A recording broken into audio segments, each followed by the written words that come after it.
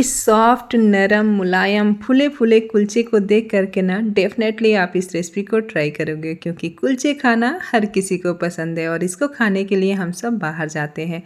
आज मैं आप सबके साथ कुलचे की एकदम परफ़ेक्ट रेसिपी लेकर आई हूँ जिसकी मदद से आप एकदम फूले-फूले कुलचे बना सकते हो।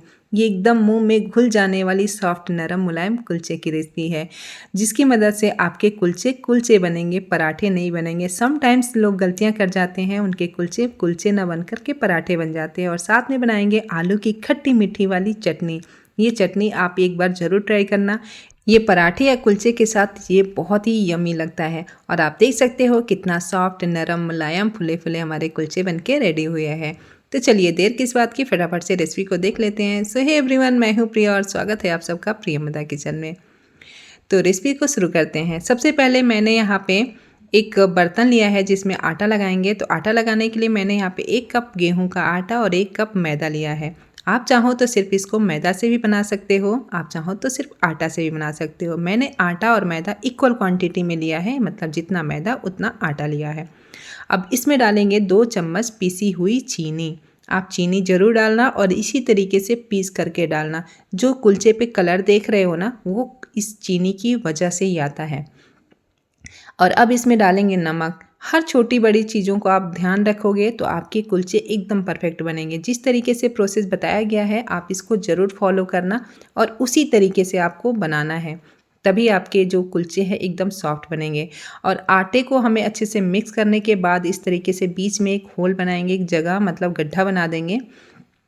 और आधी कटोरी मैंने यहाँ पे दही लिया है। दही को पहले अच्छे से फेंट लेना है, पहले फेंट लेना, तब हम इसको आटे के बीचों बीच जो होल बनाया था उसमें डालेंगे। आधा चम्मच यहाँ मैंने बेकिंग सोडा डाला है और अब डालेंगे बेकिंग पाउडर। तो इसमें बेकिंग सोडा बेकिंग पाउडर दोनों को ही डालना है और जिस तरीके से मैं डाल रही हूँ उसी तरीके से आपको दही के ऊपर डालना है। और अभी मैंने यहाँ पे डाला है 1 चम्मच बेकिंग पाउडर।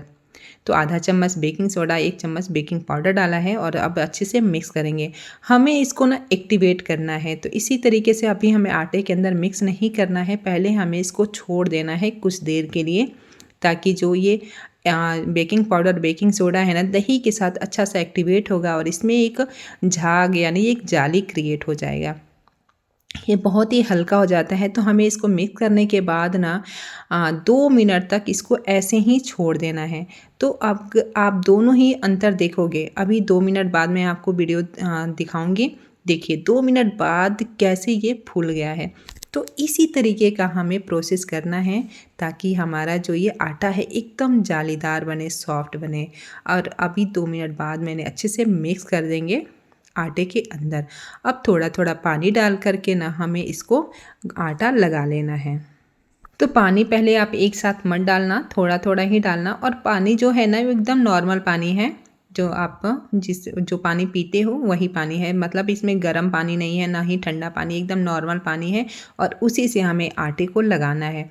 और जो हम आटा लगाएंगे ना वो एकदम सॉफ्ट लचीला आटा लगाएंगे। आप देख सकते हो एकदम सॉफ्ट है और ये थोड़ा सा हाथों में चिपक रहा है। तो अगर आपको चिपक रहा हो तो इसमें हाथों में 2 से 3 बूंद तेल लगाना और इसको अच्छे से गूंथ लेना। इसी तरीके का सॉफ्ट आटा लगाने के बाद ना इसको हमें रेस्ट के लिए आधे घंटे छोड़ना है। तो आधे घंटे के लिए हम इसको ढक करके छोड़ देंगे ताकि आटा जो हमारा फूल जाए और अच्छे से इसमें जालियाँ क्रिएट हो जाए। और आटा जब तक हमारा रेस्ट पे है तब तक इस कुलचे की स्टफिंग बनाएंगे। तो स्टफिंग बनाने के लिए मैंने यहाँ पे उबले हुए आलू लिया है और आलू को हमें अच्छे से मैश करना है। आप इस स्टफिंग में पनीर वगैरह की भी स्टफिंग कर सकते हो, तो स्टफिंग आप अपने अकॉर्डिंग बना लेना। मैं यहाँ पे आलू कुलचा बना रही हूँ तो आलू को मैश करके ले लिया है। और अब इसी में जाएगा 2 बड़ा सा चम्मच कटा हुआ प्याज और 1 कटी हुई हरी मिर्ची और थोड़ा सा नमक और आधा चम्मच चाट मसाला और थोड़ी सी मैंने यहाँ पे चिली फ्लेक्स डाला है और ढेर सारा हरा धनिया डाला है। और अब इन सारे मिश्रण को आपस में मिक्स कर देना है और ये चटपटा सा हमारा आलू की स्टफिंग तैयार हो गई है। अब इसको साइड में रख देंगे और अब हम बनाएंगे आलू की चटनी। तो आलू की चटनी बनाने के लिए यहाँ पे हमने 4 छोटे साइज़ के उबले हुए आलू लिए हैं और आलू को भी अच्छे से हाथों से या स्मैशर की मदद से मैश कर लेना है। और इसी मैश किए हुए आलू में जाएगा 1 बड़ा सा चम्मच कटा हुआ प्याज और 1 हरा मिर्च कटी हुई, और इसमें थोड़ा सा नमक डालेंगे। तो 1/4 चम्मच जितना नमक डाला है। और अब इसमें डाला है मैंने इमली का पल्प।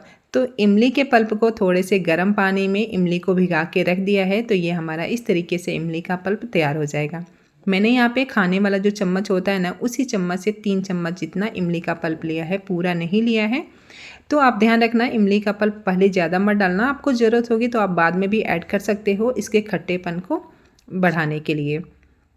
अगर आप एक बार ज़्यादा डाल दोगे तो ज़्यादा खट्टा हो सकता है आपकी चटनी, तो आप इस बात का ध्यान रखना। थोड़ा सा ही पहले इमली के पल्प को डालना और इमली को छान करके ही डालना, इसी तरीके से स्ट्रेनर के ऊपर रख के, जिसमें इमली के ना रेसेज होते हैं। और अब इसमें डाले हैं गुड़। गुड़ को भी इसी तरीके से इसमें डाल देंगे, ताकि गुड़ में भी कुछ रेसेज वगैरह होते हैं ना, जैसे इसमें लकड़ी वगैरह कुछ रह जाती हैं, तो उसको भी हमें छान करके ही डालना है, ताकि जितने भी इसमें कुछ हो तो वो निकल जाएं। तो इमली के रेसेज भी थे, वो भी निकल गए हैं, और सारी चीज़ें जितने भी स्ट्रेनर पे हमारे छन गए हैं। और अब अच्छे से मिक्स करेंगे। अब इसमें डाला है आधा चम्मच जितना कश्मीरी लाल मिर्च और हरा धनिया, और इसमें थोड़ा चटपटा बनाने के लिए 1/4 चम्मच चाट मसाला। और अब सारी चीज़ों को अच्छे से मिक्स करेंगे और चटपटी सी हमारी आलू की चटनी रेडी हो गई है। अब इसको साइड में रख देते हैं। आधा घंटा हो चुका है और आटा देखिए कितना हमारा सॉफ्ट नरम मुलायम आटा हमारा रेडी हुआ है। जैसे ब्रेड वगैरह का आटा होता है ना, खमीर उठा हुआ, उसी तरीके का ये आटा हमारा लगा हुआ है। तो इसी तरीके की अगर आप आटा लगाओगे तो आपके कुलचे एकदम परफेक्ट बनेंगे। और अभी इस आटे को थोड़ा सा और गूँथना है। गूँथने के लिए एक बड़े से परात में मैंने आटे को रखेंगे, थोड़ा सा सूखा मैदा को डस्ट करेंगे इसके ऊपर, और इस तरीके से हाथों से इस तरीके से खींचते हुए हमें इसको गूँथना है। इस प्रोसेस से क्या होगा ना कि जो आटे का लचीलापन है ना, वो टूटेगा। जैसे आप देखा होगा ना कि जब मैदे को खींचते हैं ना, तो वो रबड़ की तरह खींचता है और फिर वो वापस आ जाता है। तो वो जो वो होता है ना, स्ट्रेच करने से ही वो टूटेगा। तो वो रबड़ की तरह खींचना बंद हो जाएगा और एकदम स्मूथ हो जाएगा। तब तक हमें आटे को गूँथना है। तो 3 से 4 बार इस तरीके से सूखा मैदा डस्ट करते हुए मैंने आटे को सॉफ्ट कर लिया है। मतलब 3 से 4 बार इस तरीके से सूखा मैदा डस्ट किया और एक सॉफ्ट सा नरम हमारा आटा बनके रेडी हो गया है। तो जब आटे में खिंचाव बंद हो जाए, रबड़ की तरह खींचना बंद हो जाए, तब तक आपको आटे को गूँथना है। इस बात का ध्यान रखना है, तभी आपके एकदम फ्लफ़ी बनेगा। और अब हम इसको रेस्ट पे नहीं रखना है, डायरेक्टली इससे हमें कुलचे को बनाना है। तो कुलचे बनाने के लिए एक मीडियम साइज़ का लोई तोड़ लेंगे इसमें से, और लोई को चकले के ऊपर रखेंगे और सूखा मैदा फिर से इस तरीके से डस्ट करेंगे। दोनों साइडों से उसको सूखा आटा लगा देंगे और अपने दोनों ही हाथों की मदद से हमें इसको इस तरीके से फैलाना है।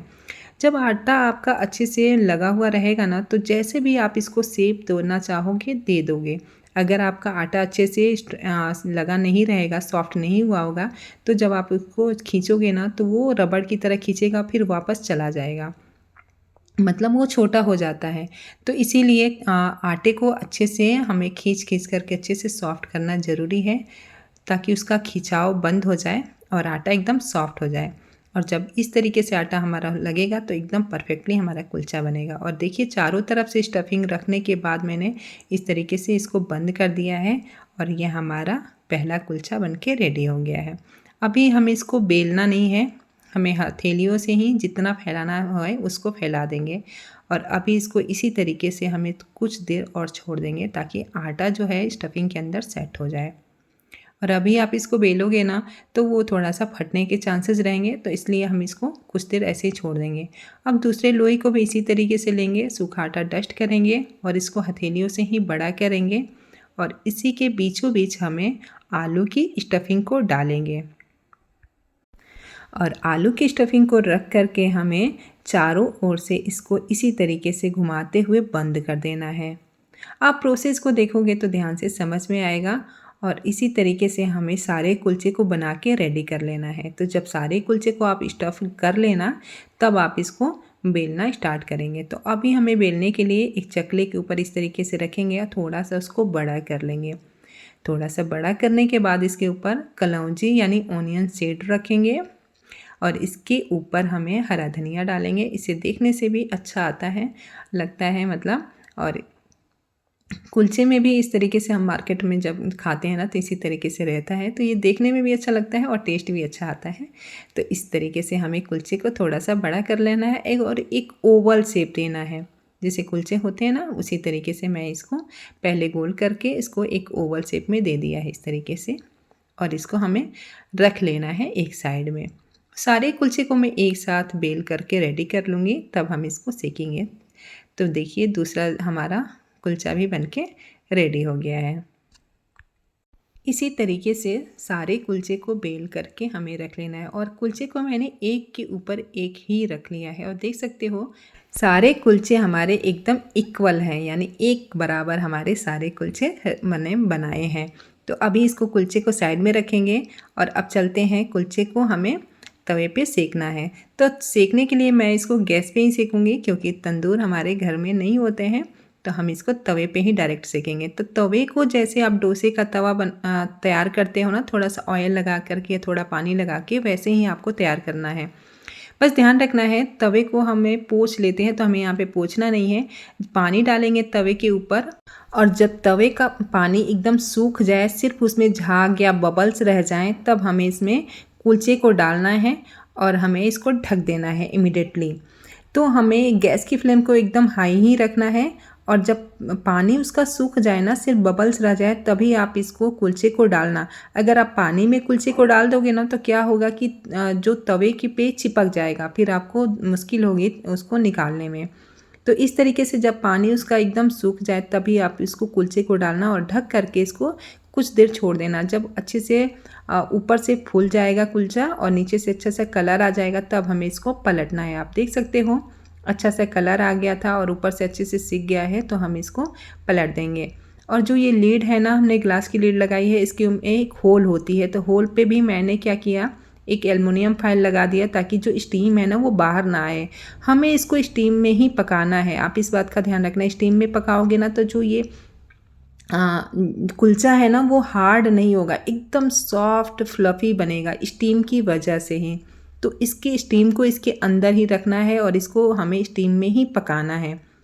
अब दूसरा कुलचा को भी हम इसी तरीके से तवे पे थोड़ा पानी डालेंगे, पानी अच्छे से सूख जाएगा, सिर्फ उसमें झाग रह जाएगा, तब हम इसको कुलचा को डाल करके ढक देंगे और किनारे से थोड़ा सा ऑयल डाल देंगे। अगर आपको लग रहा होगा कि वो चिपक रहा है, तो ये वैसे ये चिपक नहीं रहा था एकदम परफेक्टली, फिर भी मैंने आपको दिखाने के लिए डाल दिया है कि आप थोड़ा सा ऑयल डाल सकते हो साइड में। और अब देख सकते हो कुलचा कितना अच्छा सा फ्लफ़ी फूल करके ऊपर तक आ रहा है।